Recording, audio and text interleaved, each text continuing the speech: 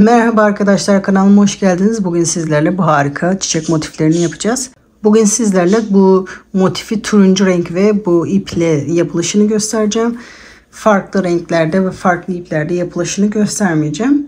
Siz bunu istediğiniz renklerde ve iplerde yapabilirsiniz. Kanalıma abone değilseniz kanalıma ücretsiz abone olabilirsiniz. Sıradaki videolardan haberdar olmak için zile basabilirsiniz. Kanalımızın daha çok kişilere erişmesi için videolarımıza beğen ve yorum yaparak destek olabilirsiniz. Kanalımda görüp yapan arkadaşlar sosyal medyada paylaşım yaparken kanalımızdan bahsederseniz sevinirim arkadaşlar. Bunu her alanda kullanabileceğiniz bir motif.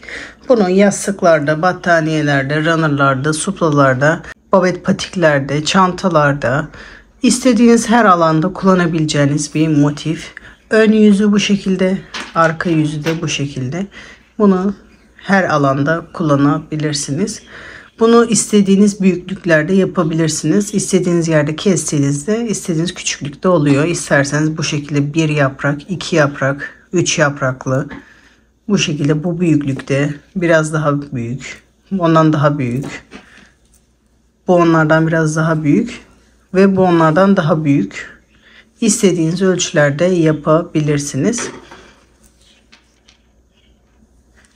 Ben bu büyüklüğe kadar size göstereceğim. İsterseniz bundan daha da büyük yapabilirsiniz. Bunları yaparken ben %100 koton ip kullandım. Bu modeli yaparken de 2 milimetre koton makrome ip kullandım. Ama siz bunu normal battaniye ipleri, peluş ipler, istediğiniz herhangi bir iple yapabilirsiniz. İstediğiniz ipi kullanabilirsiniz. Bu ipleri kullanmak şart değil. Bu çiçekleri yaparken kullanacağınız alana göre istediğiniz ipleri kullanabilirsiniz. Ben şimdi bunları kullanacağım alana göre yaptım bu ipleri. Ben şimdi size bu çiçek yapılışını göstereceğim. Bununla ilgili birkaç ayrı model yapacağız. O yüzden bu çiçek yapılışını ayrı olarak göstermek istedim. Sonra bununla ilgili birkaç farklı model yapacağız. Bundan sonraki modellerimize de bakabilirsiniz. Bu modeli de farklı alanlarda kullanabilirsiniz. Şimdi modelimizin yapılışına geçebiliriz. Bu küçük olanlar için ne kadar ip gitti tam olarak bir şey diyemeyeceğim.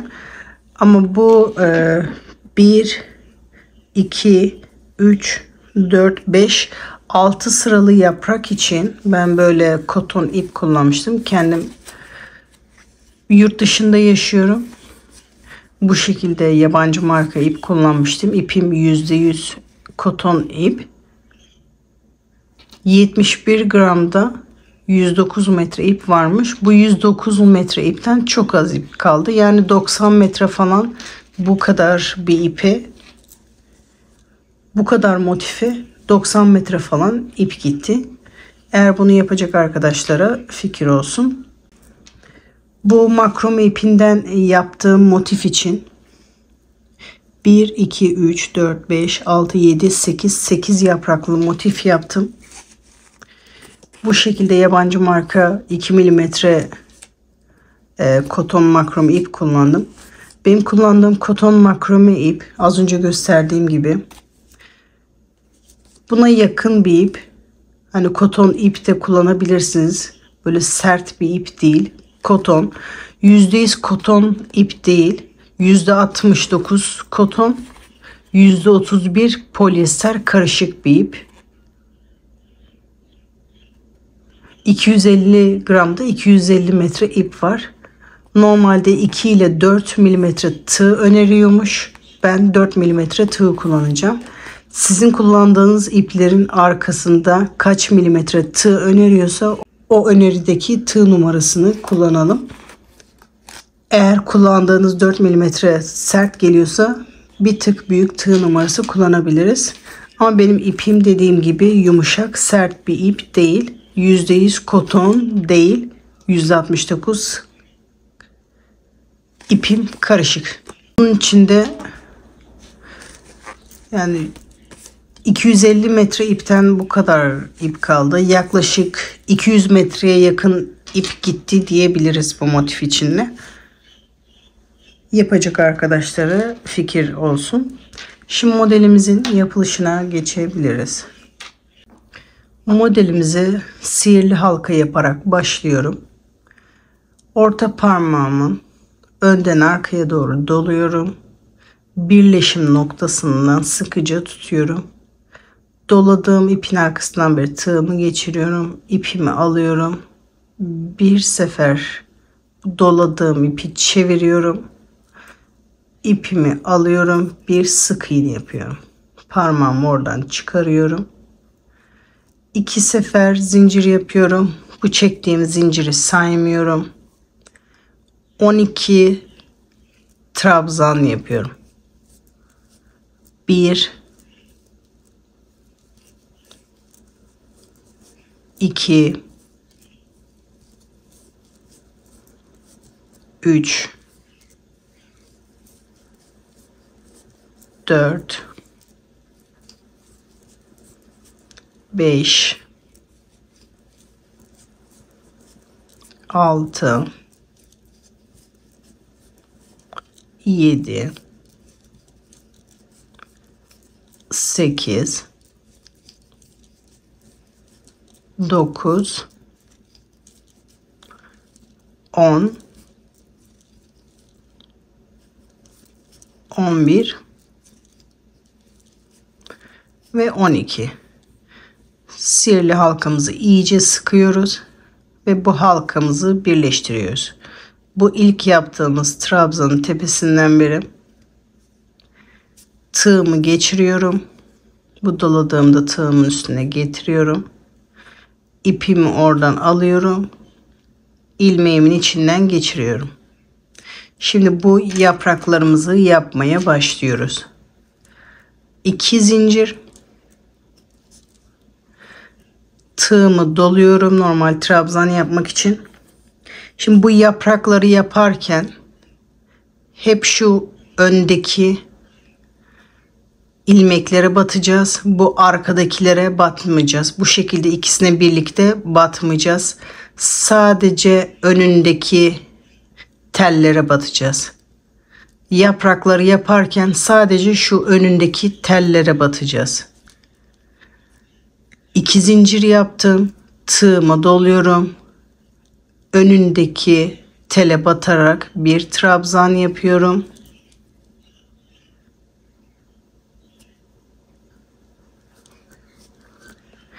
Tekrar 2 zincir yapıyorum.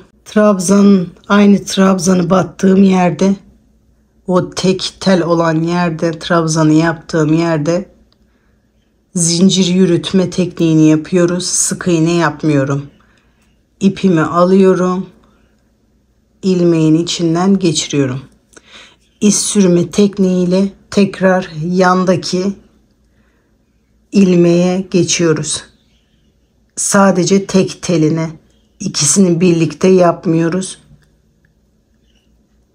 Öndeki telinin içinden ipimi alıyorum. İlmeğimin içinden geçiriyorum. İz sürme tekniği yapıyoruz. 2 zincir. Aynı buradaki gibi ilk başta 2 zincirle başlıyoruz. Tığıma doluyoruz. Aynı boşluk içerisinde trabzanımızı yapıyoruz. 2 zincir. Aynı boşluk içerisinde ipimizi alıyoruz.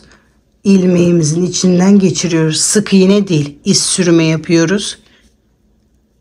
Her boşluk içerisinde aynı şeyi yapıyoruz. 2 zincir, 1 trabzan, 2 zincir. Bu boşlukta yaprağımızı yaptık. Sıradaki boşluğa gidiyoruz. Öndeki ilmeğin içine ipimizi alıyoruz. İlmeğimizin içinden geçerek sıradaki ilmeğin içine kaydırıyoruz. Bu boşlukta yaprak işlemi bitti. Sıradaki boşluğa giderek yaprağımızı başlıyoruz. 2 zincir.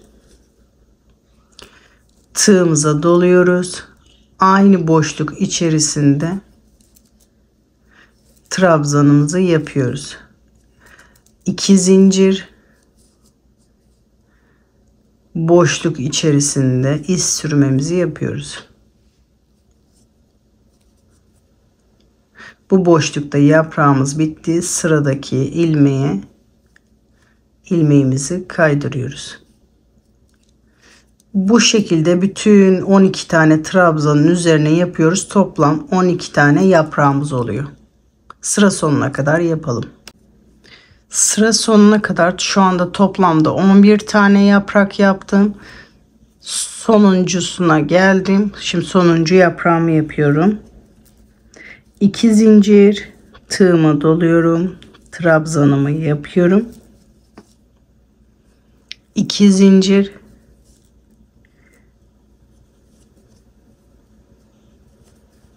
son ilmeğimi de battım. Şimdi yaprak yapma işlemi bitti.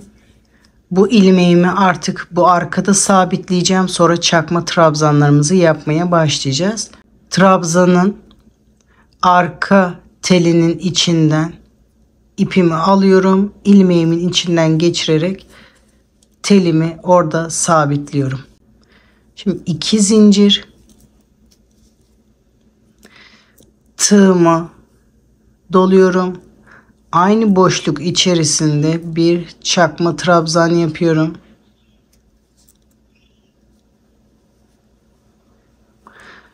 Aynı boşluk içerisinde bir çakma trabzan yapıyorum. Bu ilk yaptığım zinciri çakma trabzan olarak saymıyorum. Sadece başlamak için çektim. Boşluk içerisinde 2 çakma trabzan yaptım. Bütün bu trabzanların tepesine 2'şer tane çakma trabzan yapıyoruz. Bu doladığımız ipi de kendimle birlikte dolaştıracağım temiz durması açısından. Bu yaptığımız trabzanların ön teline yaprak yaptık. Bakın arka telleri şu anda boşta duruyor burada.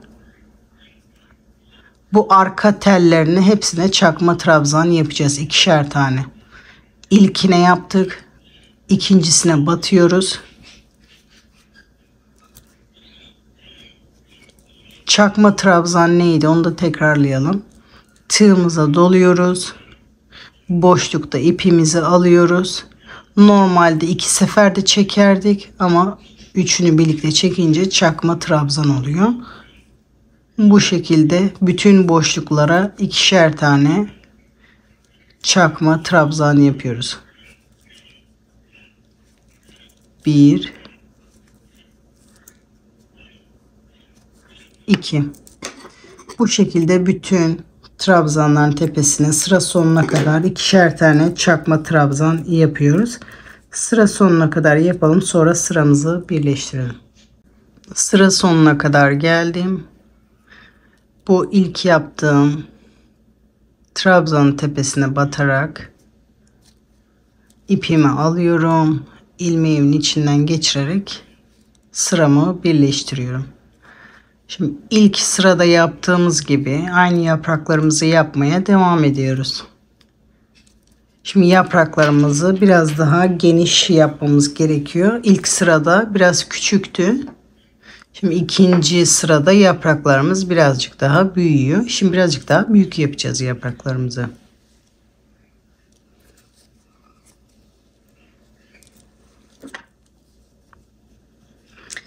İki zincir yaparak başladık. Tığımıza doluyoruz. Aynı ilk tele batarak o şekilde yapıyoruz.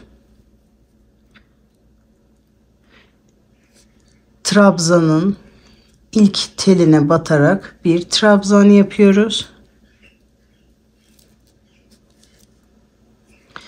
Tekrar tığıma doluyorum. Şimdi yanındaki trabzanın tepesine giderek bir trabzan yapıyorum. Şimdi 2 zincir yapıyorum. Bu yaptığım trabzanın dibine batarak ilmeğimi alıyorum. İlmeğimin içinden geçiriyorum. Yandaki trabzan tepesinin ilk kendimden tarafındaki teline batarak ilmeğimi alıyorum. İlmeğin içinden geçirerek ilmeğimi oraya sabitliyorum. 2 zincir.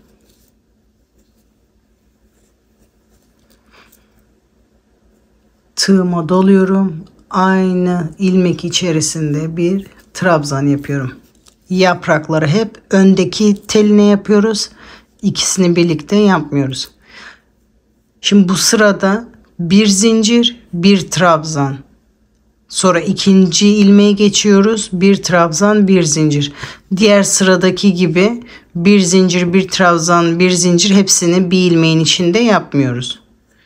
Şimdi sıradaki ilmeğe geçerek ön teline, bakın ön teline bir trabzan,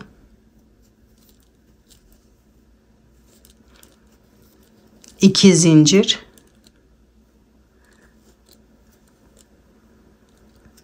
zincirimizi oraya sabitliyoruz. Sonra sıradaki trabzanın tepesine batarak ilmeğimizi oraya sabitliyoruz yeni yaprağa başlamak için. Yani toplamda 2 trabzanın tepesine yaprak yapıyoruz. Burada bir trabzan tepesine bir yaprak yapmıştık. Burada 2 trabzanın tepesine yaprak yapıyoruz. Bu işlem her sırada değişecek.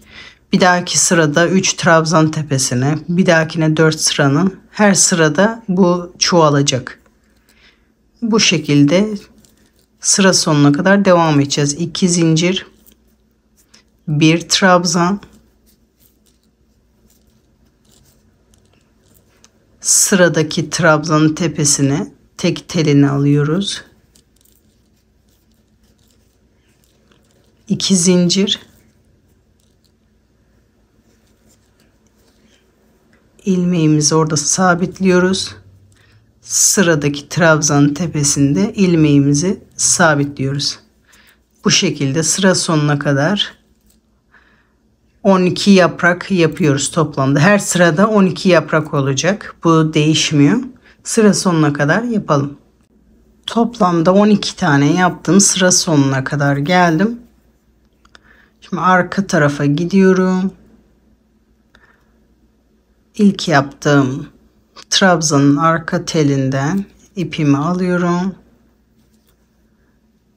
İlmeğimin içinden geçiriyorum. Şimdi çakma trabzanları yapmaya başlıyoruz.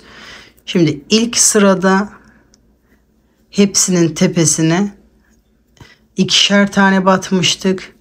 Normalde suplalarda, yuvarlak motiflerde çoğaltma yapıldığı gibi ilk sırada hepsine ikişer tane, ikinci sırada bir tek bir çift, üçüncü sırada iki tek bir çift olduğu gibi bunda da şu anda ikinci sırada bir tek bir çift yapacağız. Şimdi 2 zincir, bu sadece iki sıraya başlamak için çektim. Şu anda bir tek çakma trabzan yapıyorum. İkinci trabzanın tepesine 2 çift yapıyorum. Yani 2 tane çakma trabzan yapıyorum. Sıradaki trabzanın tepesine bir tek yapıyorum. Sıradaki trabzanın tepesine bir, iki tane trabzan yapıyorum. Sıradaki trabzanın tepesine bir tane yapıyorum. Sıradaki trabzanın tepesine 2 tane yapıyorum. Bu şekilde sıra sonuna kadar bir tek bir çift, bunu karıştırmayalım yoksa yapraklarda karışıklık olur. Sıra sonuna kadar bu şekilde yapalım. Unutmayalım, bu ilki sadece sıraya başlamak için çekmiştim. İlkini tek olarak başlamıştım. Sonuncusu da çift olarak, yani ikili trabzan, ikili çakma trabzan olarak bitecek. Sıra sonuna kadar bu şekilde yapalım. Sıra sonuna kadar geldim. Benim sonuncu ikili olarak bitti. Burada tekli olarak başlamıştım. İlk trabzanın tepesine batarak ipimi oradan alıyorum. İlmeğimin içinden geçiriyorum. Şimdi üçüncü yapraklara başlıyoruz. Şurada bunu göstermek istiyorum. Şu anda tam yaprakların arasında. Ben burada ilmek kaydırma yapacağım. Çünkü yaprağı buradan başlamak istiyorum. Buradan başlarsam hep yaprak aynı yerde başlayacak. Yaprakların bu şekilde yaprağın ortasından başlayıp diğer yaprağın ortasına doğru gelmesini istediğim için kaydırma yaparak yaprağın ortasından beri başlayacağım. Tam böyle aynı yerden başlamasını istemiyorum. O yüzden kaydırma yapacağım. İz sürme yaparak yanındaki ilmeğin ön ilmeğinden ipimi alıyorum. İlmeğimin içinden geçiriyorum. Tabi buraya da yaprak işlemine devam edeceğiz. Bu şekilde yaprağın orta kısmına doğru gelmiş oluyoruz. 2 zincir. Aynı şimdi battığımız yere trabzanımızı yapıyoruz. Az önce 2 trabzanın üzerine yaprak işlemi yapmıştık. Şimdi 3 trabzanın üzerine yaprak işlemi yapacağız. Şimdi bu bir trabzana yaptık. Şimdi bu kenarları normal ikili trabzanla yapmıştık. Ortadaki trabzana üçlü trabzan olarak yapacağız. 2 sefer tığımı doladım. Sıradaki trabzanın ilk teline batarak üçlü trabzanımı yapıyorum. Tekrar 2 sefer doluyorum. Yapraklarımızın daha büyük olması için ortadaki trabzanları biraz daha büyük yapıyoruz. Aynı boşluk içerisinde üçlü trabzanımızı yapıyoruz. Şimdi son trabzanımızın üzerine yapacağız. Bu trabzandan biraz daha küçük olması gerekiyor. Normal trabzanımızı yapıyoruz. 2 zincir çekiyorum. İlmeğimi aynı boşluk içerisinde sabitliyorum. Sıradaki boşluğa giderek kaydırmamı yapıyorum ve yeni yaprağa başlıyorum. 2 zincir. Trabzanımı yapmak için tığıma doluyorum. Aynı boşluk içerisinde trabzanımı yapıyorum. 2 sefer tığıma doluyorum. Üçlü trabzan yapmak için sıradaki boşluktaki ön teline batarak ipimi alıyorum. Üçlü trabzanımı yapıyorum. Üçlü trabzan yapmak için tekrar 2 sefer doluyorum. Aynı boşluk içerisinde üçlü trabzanımı yapıyorum. Bir sefer tığıma doluyorum. Sıradaki boşluğa batıyorum. Normal trabzanımı yapıyorum. 2 zincir. Aynı boşluk içerisinde ilmeğimi sabitliyorum. Bu ikinci yaprak işlemi de bitti. Sonra sıradaki yaprağa başlamak için sıradaki trabzanın öndeki teline batarak ilmeğimi oraya sabitliyorum. Bu sırada da son yaprağı göstereyim. Ondan sonra sıra sonuna kadar o şekilde ilerleyelim. 2 zincir. Tığıma doluyorum. Aynı boşluk içerisinde bir trabzan yapıyorum. 2 sefer doluyorum. Sıradaki trabzanın tepesine batarak ön teline batarak üçlü trabzanımı yapıyorum. Tığıma 2 sefer doluyorum. Aynı boşluk içerisinde ön teline aynı boşluk içerisinde üçlü trabzanımı yapıyorum.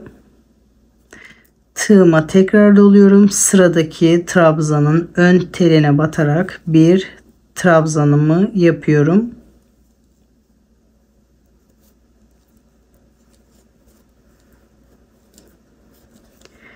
İki zincir yaparak ilmeğimi boşluk içerisinde sabitliyorum.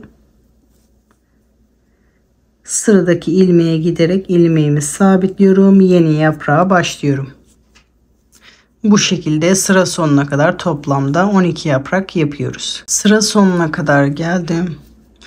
Toplamda 12 yaprak yaptım. O başlangıçta sıra kaydırma yerinin üzerine de yaptım. Trabzanları yapmak için arkaya doğru dönüyorum.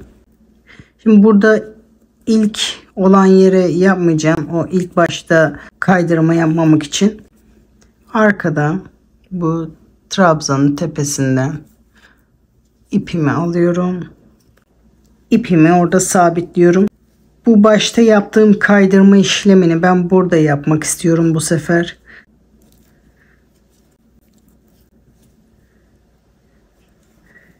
Yandaki trabzanın tepesinde bir çakma trabzan yapıyorum. Bu sefer çoğaltma ile başlıyorum. İlk trabzan tepesine 2 çakma trabzan yaptım. Şimdi bu sırada 2 tek bir çift yapıyoruz. İlkini çift yaptım.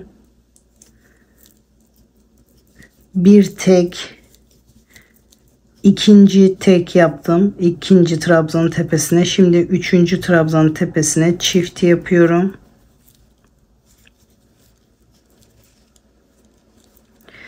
Şimdi sıradaki trabzanın tepesine bir tane tek, sıradaki trabzanın tepesine bir tane tek, sıradaki trabzanın tepesine 2 tane yapıyorum.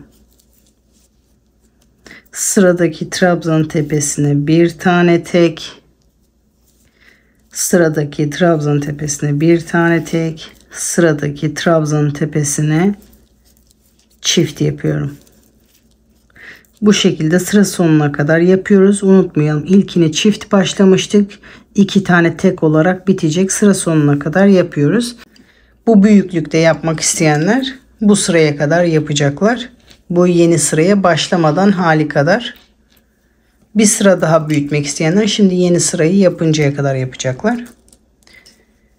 Sıra sonuna kadar yapalım. Sıra sonuna kadar geldim. Benimki 2 tek olarak bitti. Çünkü burada çift olarak başlamıştık. Şimdi sıramı birleştiriyorum. İlk yaptığım trabzanın tepesine batarak sıramı birleştireceğim.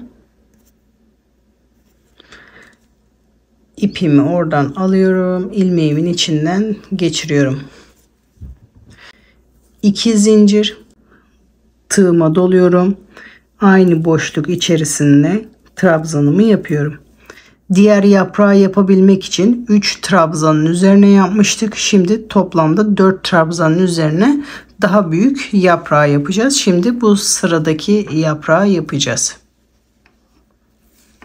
Bu motifteki, bu büyüklükteki bir motifi yapabilmek için şimdi bu sıradaki yaprağı yapacağız. Az önceki gibi 2 sefer tığımıza dolacağız. Sıradaki trabzanın ön ilmeğinden, ön telinden ipimi alıyorum.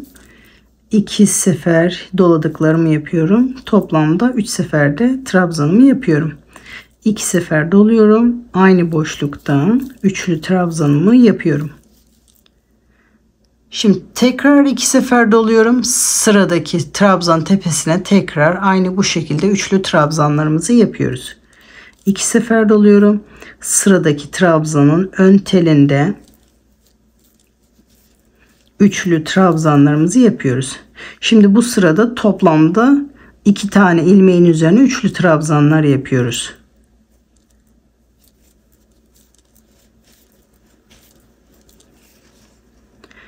Dört tane trabzanın üzerine yapacağız. Kenarlarda normalde 2 zincir bir trabzan, ortadaki 2 tane trabzanın üzerine de üçlü trabzanlar yapıyoruz. Şimdi normal trabzanımızı yapıyoruz. Sıradaki ilmeğin üzerine normal trabzan yapıyoruz. 2 zincir ilmeğimizi oraya sabitliyoruz. Bu şekilde daha büyük yaprağımızı oluşturmuş oluyoruz. Şimdi sıradaki yaprağımıza başlamak için sıradaki trabzanın ön ilmeğinden ipimizi alıyoruz. İlmeğimizi oraya kaydırıyoruz. Ve yeni yaprağımıza başlıyoruz. 2 zincir tığımıza doluyoruz. Aynı boşluk içerisinde trabzanımızı yapıyoruz. 2 sefer ilmeğimize doluyoruz. Sıradaki trabzanın tepesinde ön ilmeğinde üçlü trabzanımızı yapıyoruz. Tekrar aynı boşluk içerisinde üçlü trabzanımızı yapıyoruz. Sıradaki boşlukta tekrar üçlü trabzanlarımızı yapıyoruz. Bu birincisi. Tekrar 2 sefer doluyoruz. Ve 2. Şimdi normal trabzanımızı yapıyoruz. 2 zincir ilmeğimizi orada sabitliyoruz. İkinci yaprağımız da bitti. Üçüncü yaprağa başlayabilmek için sıradaki ilmeğin tepesinde ilmeğimizi sabitliyoruz. İkinci yaprağımız da bitti bu şekilde. Yeni yaprağa başlayabilmek için 2 zincir çekiyoruz. Aynı boşluk içerisinde bir trabzan. 2 sefer tığımızı doluyoruz. Sıradaki trabzanın ön ilmeğinde üçlü trabzanımızı yapıyoruz. Aynı boşluk içerisinde tekrar üçlü trabzanımızı yapıyoruz. Sıradaki trabzanın üzerinde bir trabzan daha yapıyoruz. Üçlü. Aynı boşluk içerisinde bir üçlü trabzan daha yapıyoruz. Sıradaki trabzanın üzerine normal trabzanımızı yapıyoruz. Aynı boşluk içerisinde 2 zincir yapıp ilmeğimizi sabitliyoruz. Yeni yaprağa başlamak için yandaki ilmeğimizi kaydırıyoruz. Bu şekilde sıra sonuna kadar toplamda 12 yaprak yapıyoruz. Şimdi sıra sonuna kadar yaptım. Toplamda 12 yaprak oldu. Bunu mutlaka her sıra sonunda sayalım. 12 yaprak olması gerekiyor. Eğer 12 yaprak değilse bir yanlışlık var. Ya bu yapraklarda yanlışlık var ya da bu arka sırada yaptığımız çakma trabzanlarda bir yanlışlık var. Muhakkak onu düzeltelim. 12 yaprak olması gerekiyor. 4 sıralı yaprak olarak buraya kadar. Eğer 4 sıralı yapmak istiyorsanız buraya kadar yapabilirsiniz. Eğer bir sıra daha eklemek istiyorsanız sıradaki sırayı devam edebilirsiniz. Şimdi sıramı arkadaki çakma trabzanın orada sabitliyorum. İlmeğimi arkadaki trabzanın telinin içinden alıyorum. İlmeğimi içinden geçirerek sıramı sabitliyorum. Sıradaki ilmeğin içinden geçirerek ipimi alıyorum. Bir ilmek kaydırıyorum. Normalde hani yaprağın ortasından başlamak için önden kaydırma yapıyordum. Arkadan kaydırma yapmak istiyorum bu sefer. Arkadan kaydırıyorum ama burada kaydırma yaptığım yere de batacağım. 2 zincir, bir tane çakma trabzan. Diğer sırada burada çiftli yapmıştım. Şimdi burada çiftli olarak başlamak istemiyorum. Yandaki trabzanın üstüne batarak bir çift olarak başlayacağım. Bu sırada da 3 tek bir çift yapacağız. Diğer sırada 2 tek bir çift yapmıştık. Şimdi bir çift yaptık. 3 tane tek olarak yapacağız. Sıradaki trabzanın tepesine bir tek. Sıradaki trabzanın tepesine bir tek. Hepsine çakma trabzan yapıyoruz. Sıradaki trabzanın üzerine bir tane tek. Yani 1, 2, 3. Şimdi sıradaki trabzanın üzerine giderek aynı boşlukta 2 tane çakma trabzan yapıyoruz. 1, 2. Şimdi 3 tane ayrı ayrı boşluklarda tek tek yapıyoruz. 1, sıradakine gidiyoruz. 2, sıradakine gidiyoruz. Ve 3. Şimdi 2 tane aynı boşlukta yapacağız. 1 ve 2. Bu şekilde sıra sonuna kadar 3 tek, 1 çift. Unutmayalım, ilkinde tek olarak başladık. Sonunda 2 tane daha tek yapmamız lazım sıra sonunda. 2 tek olarak bitirmemiz gerekiyor. Sıra sonuna kadar bu şekilde yapalım. Sıra sonuna kadar geldim. İlk yaptığım trabzanın tepesine batarak sıramı birleştiriyorum.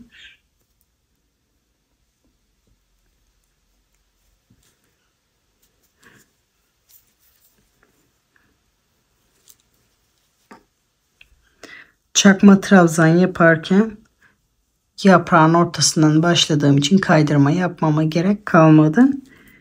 2 zincir yaparak yaprağıma başlıyorum. İlmeğin benden taraftaki telin içinde normal trabzanımı yapıyorum. 2 sefer tığıma doluyorum. Sıradaki trabzanın ön telinden üçlü trabzanımı yapıyorum. 2 sefer doluyorum. Aynı boşluk içerisinde üçlü trabzanımı yapıyorum. Şimdi burada 4 trabzanın üzerine yaprak yapmıştık. Şimdi bu sırada 5 trabzanın üzerine trabzanımızı yapıyoruz. Şimdi bu büyüklükte trabzanımızı yapacağız.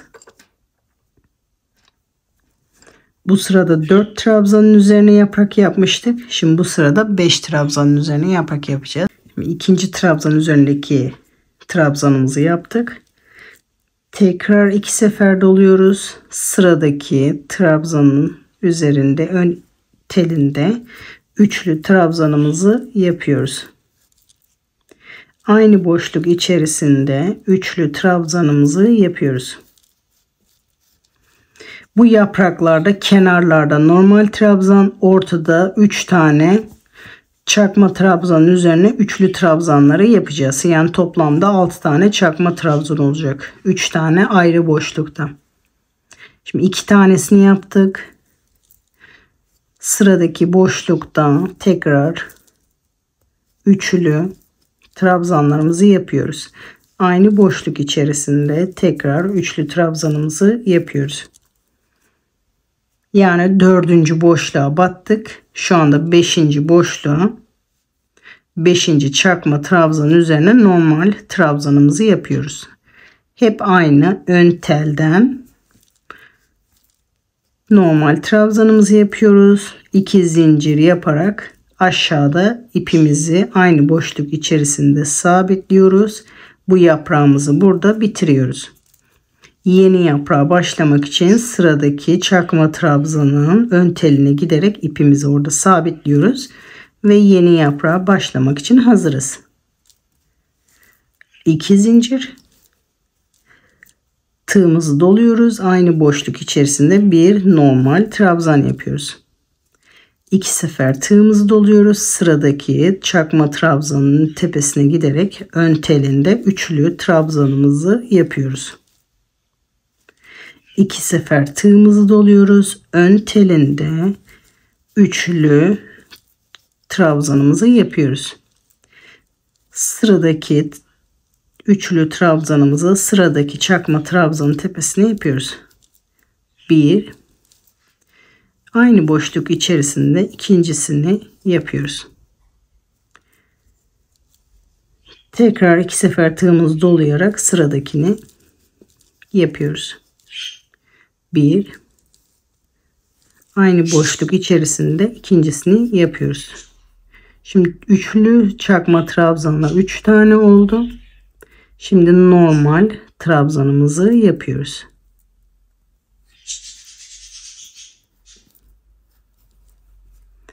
Yani ilk baştaki normal trabzan, ortada 3 tane boşluğa üçlü trabzan, sonuncu normal trabzan, 2 zincir, aynı boşluk içerisinde ilmeğimizi sabitliyoruz. Yaprağımızı orada bitiriyoruz. Yeni yaprağa başlamak için sıradaki çakma trabzanın tepesine giderek ipimizi oradan alıyoruz. İlmeğimizi orada sabitliyoruz. İkinci yaprağımız da bu şekilde bitmiş oluyor. Şimdi son bir yaprak daha gösterelim. Ondan sonra sıra sonuna kadar aynı şekilde ilerleyelim. 2 zincir, aynı boşluk içerisinde bir trabzan, tığımızı 2 sefer doluyoruz. Sıradaki boşluk ön telinde üçlü trabzan yapıyoruz. Aynı boşluk içerisinde üçlü trabzanımızı yapıyoruz. Sıradaki boşlukta üçlü trabzanımızı yapıyoruz.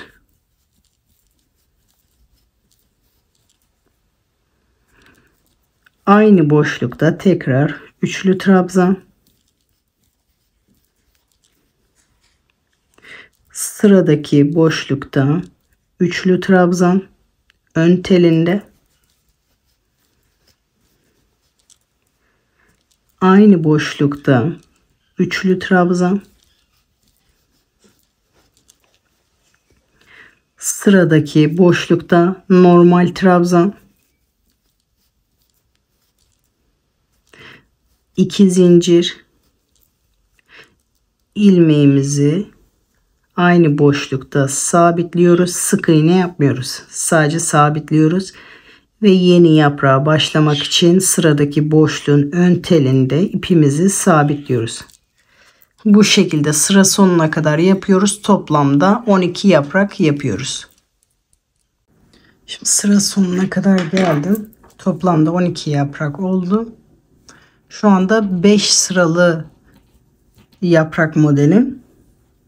Eğer buraya kadar yapmak istiyorsanız burada bırakabilirsiniz. Arkayı yapmak istemiyorsanız. Eğer 6 sıralı yapmak istiyorsanız bu sıradan sonra devam edebilirsiniz. Bu 5 sıralı yaprak modeli.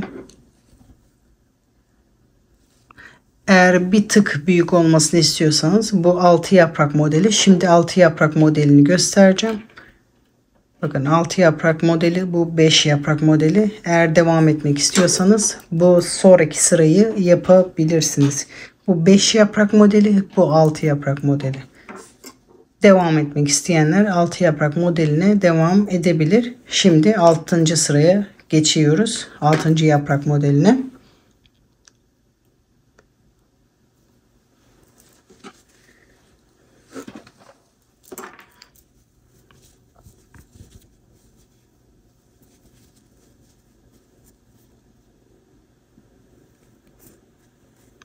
Her sırada bir sıra çoğaltıyoruz. Aynı diğer sıralarda yaptığımız gibi. Normalde burada benim sıramı sabitlemem gerekiyor ama ben bir sıra kaydırarak başlayacağım. Dediğim gibi yaprağın ortasından başlamam gerekiyor. Bir sıra bir ilmek kaydırarak sıradaki ilmeğin içinden beri sıradaki ilmeğin oradan beri ilmeğimi sabitliyorum. Çünkü yaprağın ortasından beri başlamam gerekiyor ki yapraklar böyle denk gelsin. Şimdi sabitlemek için buraya battım ama ben bir ilmek daha kaydıracağım. Yanındaki ilmeğin içinden ipimi alıyorum. İlmeğin içinden geçiriyorum. Ama çakma trabzan yaparken buraya da batmayı unutmuyoruz. Ben sadece kaydırma yapıyorum yaprağın ortasından başlayabilmek için yeni sırada. Şimdi 2 zincir. Bu sadece yeni sıraya başlayabilmek için 2 zincir çekiyorum. Boşluk içerisinde çakma trabzanımı yapıyorum. Bu şimdi tek çakma trabzan. Bu sırada da 4 tek bir çift yapıyoruz. Diğer sırada 3 tek bir çifti. Bu sırada da 4 tek bir çift. Şimdi 1 tek, 2 tek, 3 tek, 4 tek. Şimdi bir çift yapıyorum. Aynı boşluk içerisinde 2 tane yapıyorum. Yani bir çift olmuş oluyor. Şimdi bir çift yaptık.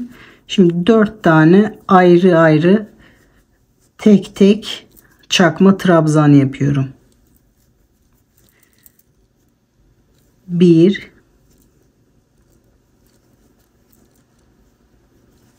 2,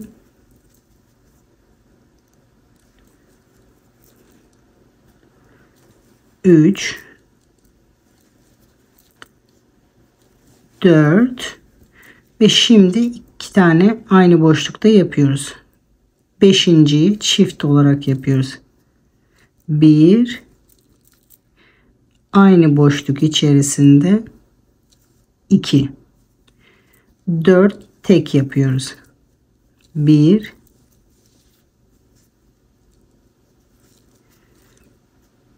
2, 3, 4. Beşincisi çift. Bu şekilde sıra sonuna kadar yapıyoruz. 4 tek, 1 çift. 4 tane tekle başladık. Sonuncusu çift olarak bitecek. Onu unutmayalım. Sıra sonuna kadar 4 tek, 1 çift olarak yapalım. Sıra sonuna kadar geldim. 4 tekle başlamıştık. Çift olarak bittim. Şimdi sıramı birleştiriyorum. İlk başladığımın trabzan tepesine batırıyorum. İlmeğimi oradan alıyorum. İpimi oradan alıyorum. İlmeğimin içinden geçiriyorum. Şimdi yaprak yapmaya başlıyoruz. Şimdi daha önceki yaprağın ortasından başlamış oluyorum. 2 zincir,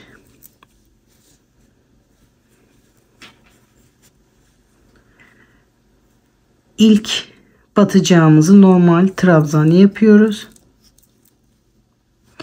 Tığımızı 2 sefer doluyoruz. Sıradaki ilmeğin içinden beri normal üçlü trabzanımızı yapıyoruz. Tekrar tığıma 2 sefer doluyorum.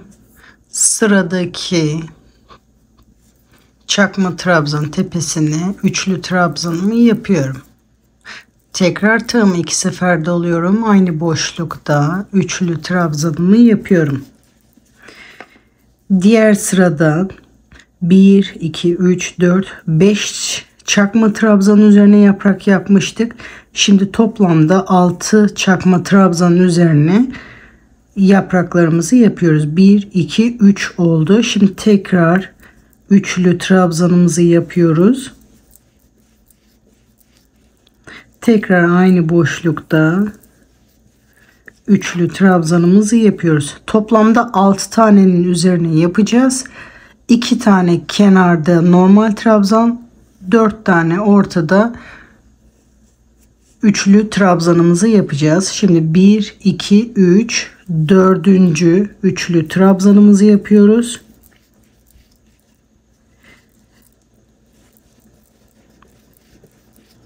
Yani normalde 5.'nin üzerine batıyoruz. Kenarda da bir tane normal yapmıştık. 4 tane üçlü yaptık. Toplamda 5 oldu. 6.'yı normal trabzan yapıyoruz. 2 zincir. Aynı boşlukta ilmeğimizi sabitliyoruz. Sıradaki ilmeğin tepesine batarak ilmeğimizi yana kaydırıyoruz ve yeni yaprak yapmaya başlıyoruz. 2 zincir, yeni yaprak yapmaya başlıyoruz. Aynı boşluk içerisinde bir trabzan.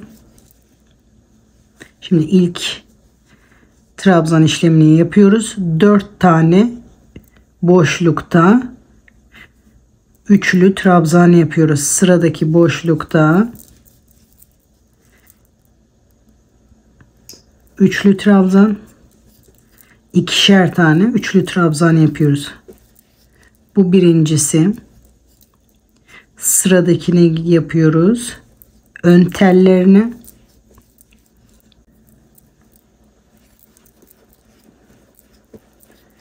İki.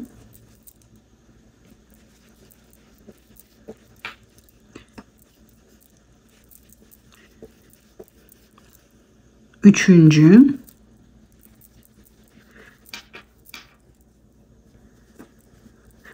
Aynı boşluk içerisinde ikinciyi yapıyorum ve 4 tane üçlü trabzan Yani toplamda 5 yere battım ve 6.'yı normal yapıyorum. 2 zincir, aynı boşluk içerisinde ilmeğimi sabitliyorum. Yanındaki boşluğa giderek yeni yaprağa başlıyorum. Bu şekilde sıra sonuna kadar toplamda 12 yaprak yapıyoruz. Bu şekilde sıra sonuna kadar yapalım.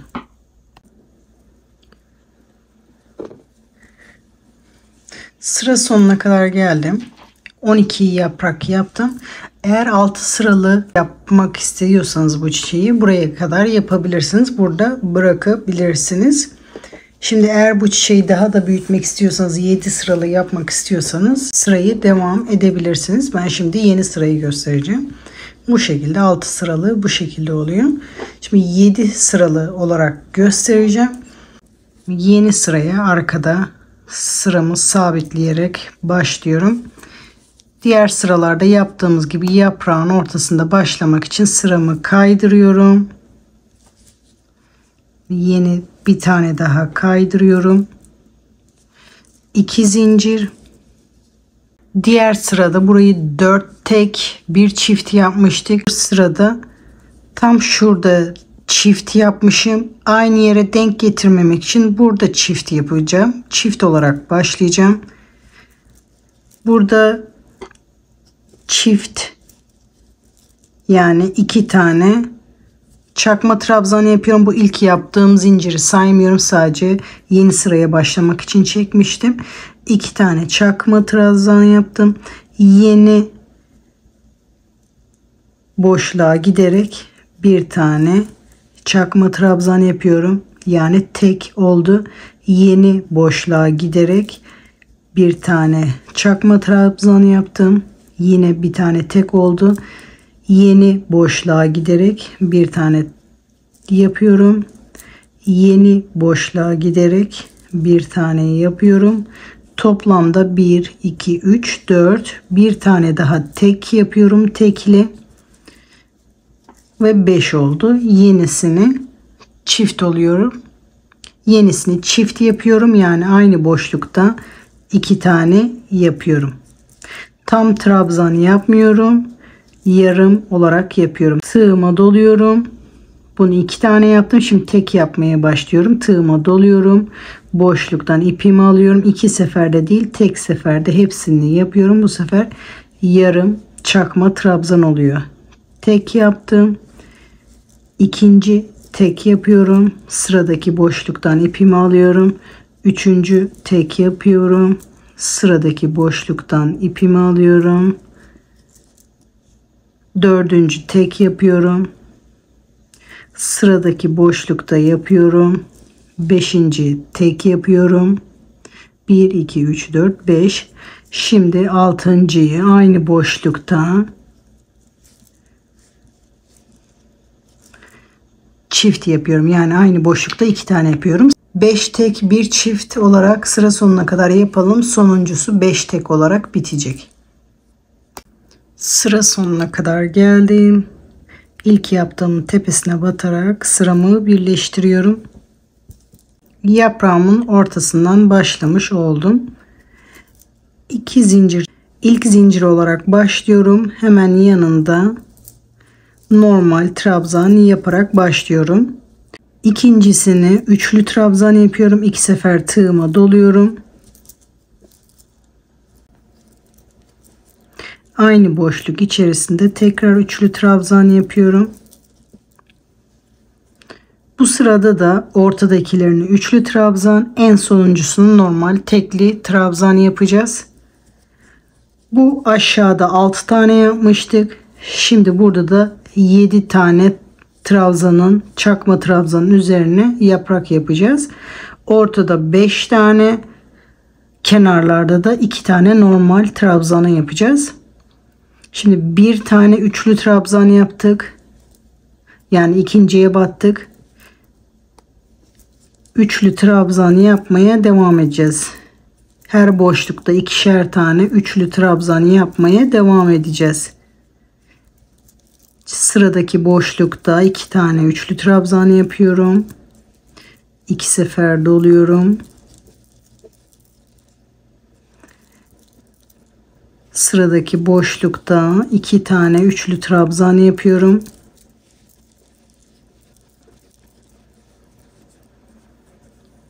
Bir, iki, üç, 4 tane oldu. 5. 2 tane üçlü trabzan yapıyorum. Yani 6. boşluğa batıyorum toplamda. İlk yaptığımla 1, 2, 3, 4, 5, 6. 7.'yi normal trabzan yapıyorum.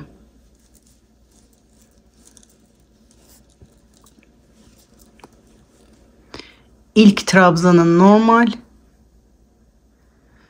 İkinci, üçüncü, dördüncü, beşinci, 6. trabzanları üçlü trabzan. 7.'yi normal trabzan yapıyorum ve 2 zincir, yaprağın bitimindeki 2 zinciri yapıp ilmeğimi sabitliyorum. Sonra yandaki ilmeğe geçerek yeni yaprağa başlıyoruz. 2 zincir, tığımı doluyorum, normal trabzanıma başlıyorum. Bu ilk batış. Şimdi toplam 5 tane boşluğa üçlü trabzan yapıyoruz. Her boşlukta 2 tane üçlü trabzan yapıyoruz. 2 sefer doluyorum. 1,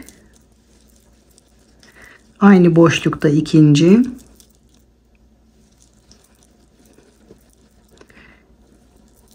aynı boşlukta ikinci, üçüncüyü tekrarlıyorum, aynı boşlukta ikinci, üçüncüyü tekrarlıyorum. Şimdi dördüncüyü yapıyorum, aynı boşlukta ikinci,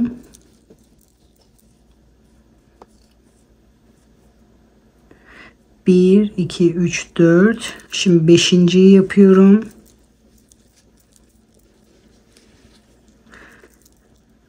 Aynı boşlukta ikinci.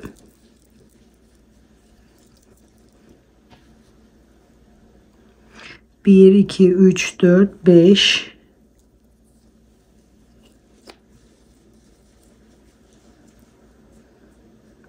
Bir, iki, üç, 4, 5. Burada da toplamda ortada 5 tane yapmıştık. Kenardakilerle 7.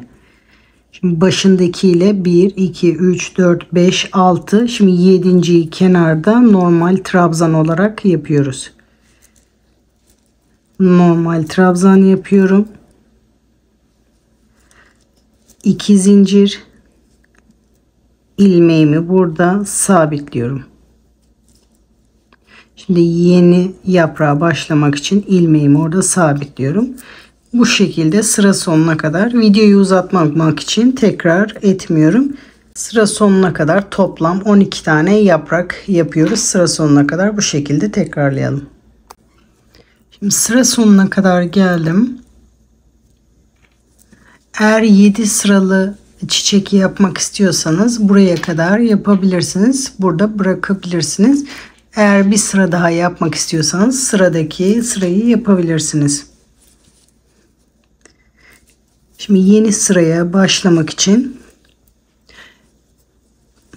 8 sıralı çiçek bu şekilde oluyor. Eğer 8 sıralı çiçek yapmak istiyorsanız şimdiki sırayı yapabilirsiniz. Bu 7 sıralı çiçek, bu gösterdiğim 8 sıralıydı.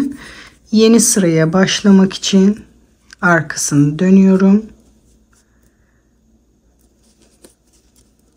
Hemen bu yanındaki ilmeğe değil, onun yanındaki ilmekten tığımı geçiriyorum. İpimi alıyorum, ilmeğin içinden geçiriyorum. Tam yaprağın ortasından başlamak için ilmeğimi iz sürme yaparak kaydırma yapıyorum. İlmeğimin içinden geçiriyorum. Bir tane daha kaydırma yapıyorum. İpimi oradan alıyorum, ilmeğin içinden geçiriyorum.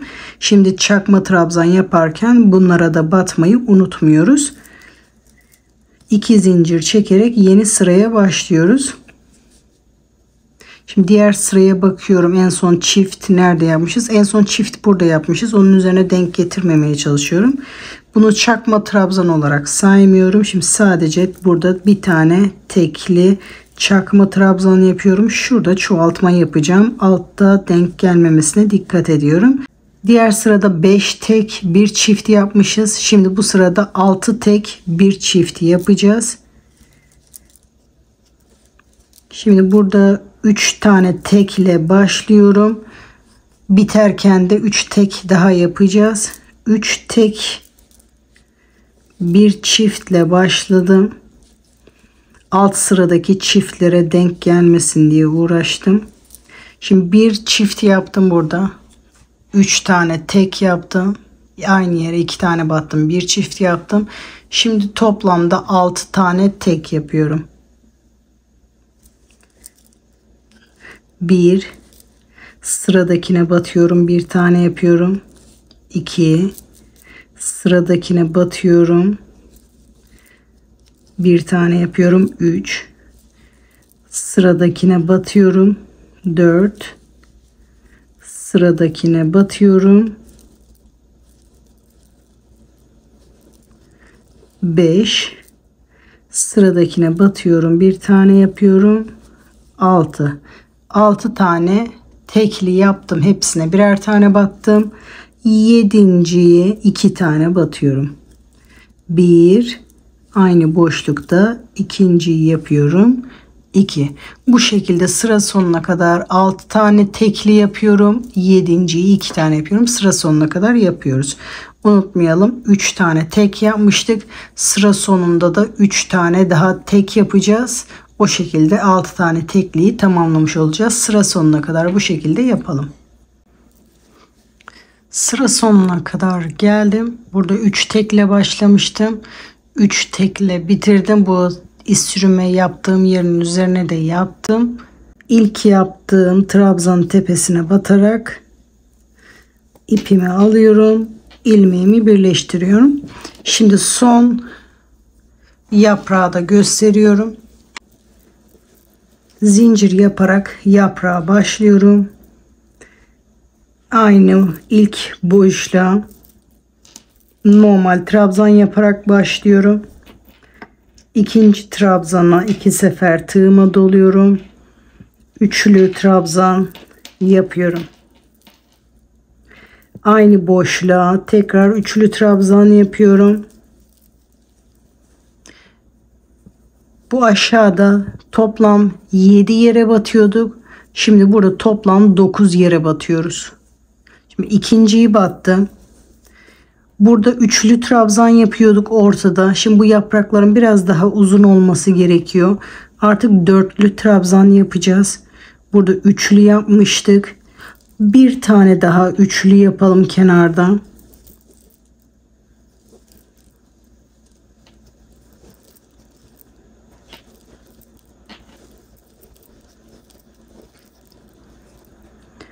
Toplamda 3 yere battık.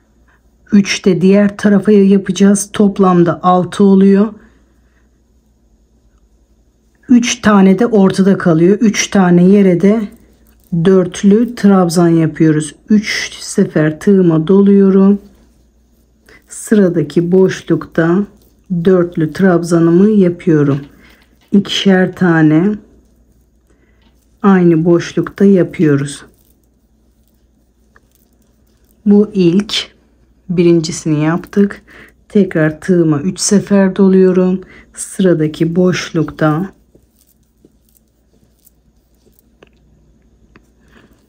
tekrar aynı boşlukta 3 sefer tığıma doluyorum. Tekrar dörtlü trabzanımı yapıyorum. Bu ikinci. Tekrar tığıma 3 sefer doluyorum. Hemen yanındaki ön telinde tekrar dörtlü trabzanımı yapıyorum. 3 sefer doladıklarımı sonuncusunu birlikte. Tekrar 3 sefer doluyorum. Aynı boşluk içerisinde 3 sefer doladıklarımı en sonda birlikte yaparak dörtlü trabzanlarımı 3 sefer yaptım. Şu anda toplamda 6 tane oldu. Şimdi normal üçlü trabzanları yapacağım. 2 sefer tığımı doluyorum. Sıradaki boşlukta üçlü trabzanımı yapıyorum. 1, aynı boşluk içerisinde tekrar yapıyorum. Şimdi bu bir sefer daha üçlü trabzan yapıyorum. Hemen yanındaki boşlukta üçlü trabzanımı yapıyorum. Aynı boşlukta tekrar yapıyorum. Şimdi en sonuncusunu normal trabzan yapıyorum.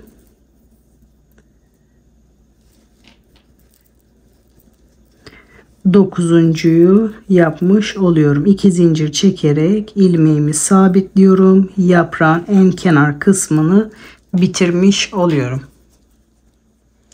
Bu şekilde yaprağımız bitmiş oluyor.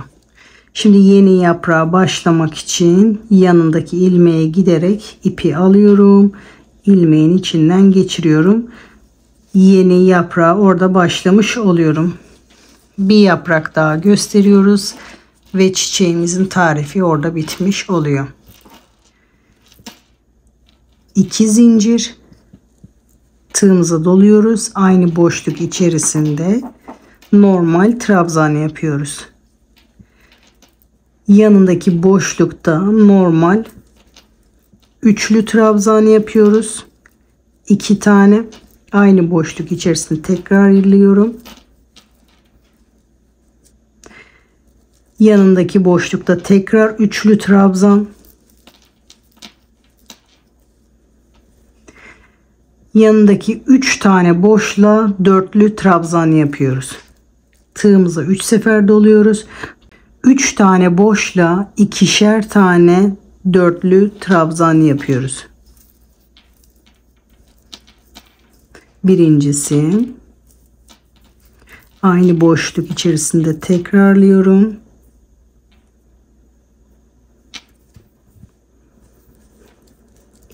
Üç sefer doluyorum.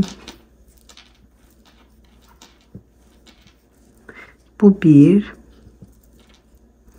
3 sefer doluyorum.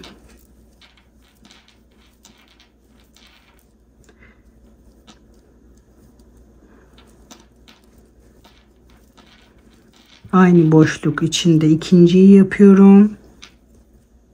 3 sefer doluyorum.